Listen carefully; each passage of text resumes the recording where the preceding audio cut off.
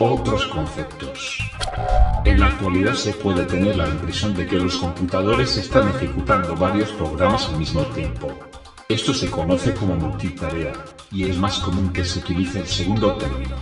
En realidad, la CPU ejecuta instrucciones de un programa y después, tras un breve periodo de tiempo, cambian a un segundo programa y ejecuta algunas de sus instrucciones. Esto crea la ilusión de que se están ejecutando varios programas simultáneamente, repartiendo el tiempo de la CPU entre los programas.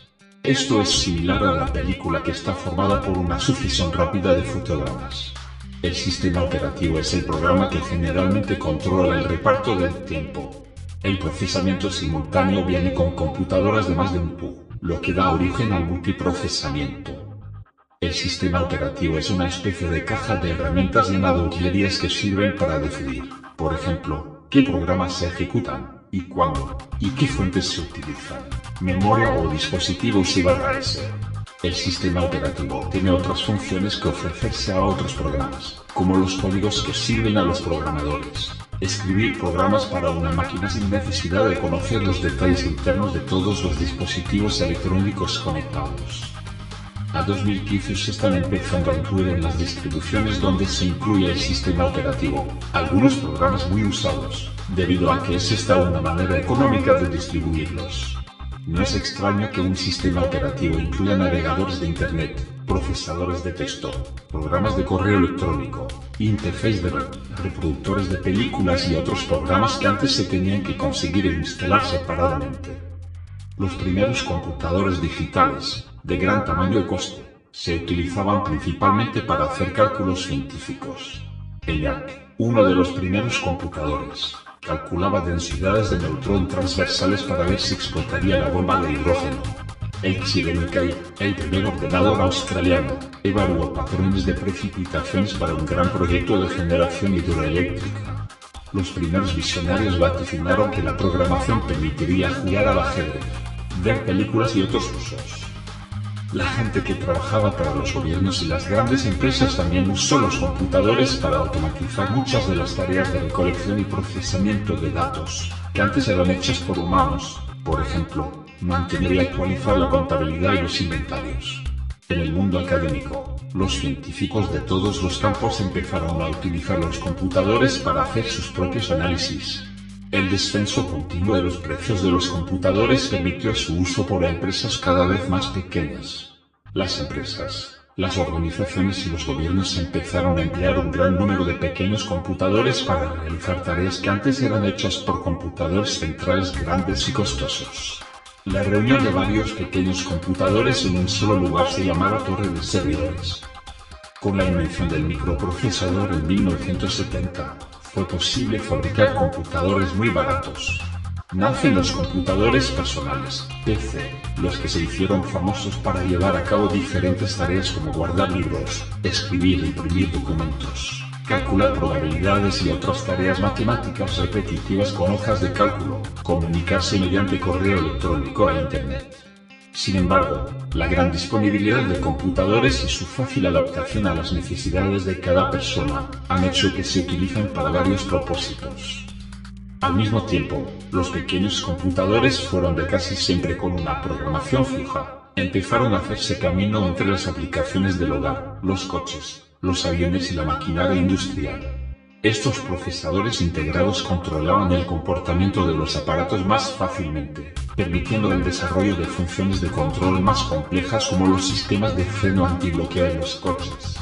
A principios del siglo XXI, la mayoría de los aparatos eléctricos, casi todos los tipos de transporte eléctrico y la mayoría de las líneas de producción de las fábricas funcionan con un computador. La mayoría de los ingenieros piensa que esta tendencia va a continuar. Hacia finales del siglo XX y comienzos del siglo, los computadores personales son usados tanto para la investigación como para el entretenimiento, videojuegos, pero los grandes computadores todavía sirven para cálculos matemáticos complejos y para otros usos de la ciencia, tecnología, astronomía, medicina, etc. Tal vez el más interesante descendiente del cruce entre el concepto de la PC o computadora personal y los llamados supercomputadores sea la workstation o estación de trabajo. Este término, Originalmente utilizado para equipos y máquinas de registro, grabación y tratamiento digital de sonido, y ahora utilizado precisamente en referencia a estaciones de trabajo. Traducido literalmente del inglés, se usa para dar nombre a equipos que, debido sobre todo a su utilidad dedicada especialmente a labores de cálculo científico, eficiencia contrarreloj y accesibilidad del usuario bajo programas y software profesional y especial, permiten desempeñar trabajos de gran cantidad de cálculos y fuerza operativa. Una workstation es, en esencia, un equipo orientado a trabajos personales, con capacidad elevada de cálculo y rendimiento superior a los equipos PC convencionales, que aún tienen componentes de elevado coste, debido a su diseño orientado en cuanto a la elección y conjunción sinérgica de sus componentes.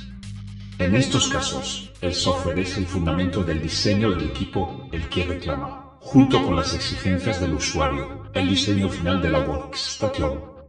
Etimología de la palabra ordenador. La palabra española ordenador proviene del término francés ordinateur, en referencia a Dios que pone orden en el mundo, y equine del ordre da su monde. En parte por cuestiones de marketing, puesto que la descripción realizada por IBM para su introducción en Francia en 1954 situaba las capacidades de actuación de la máquina cerca de la omnipotencia, idea equivocada que perdura hoy en día al considerar que la máquina universal de Turing es capaz de computar absolutamente todo. 10 En 1984, académicos franceses reconocieron, en el debate Les Jeunes, la technique knows, que el uso de este sustantivo es incorrecto, porque la función de un computador es procesar datos, no dar órdenes. 11 Mientras que otros, como el catedrático de Filología Latina Jacques Perret, conocedores del origen religioso del término, lo consideran más correcto que las alternativas. El uso de la palabra ordinateur se ha exportado a los idiomas de España, el aragonés, el asturiano, el gallego, el castellano, el catalán y el euskera. En el español que se habla en América, así como los demás idiomas europeos, como el portugués, el alemán y el neerlandés, se utilizan términos derivados del latín computare calcular.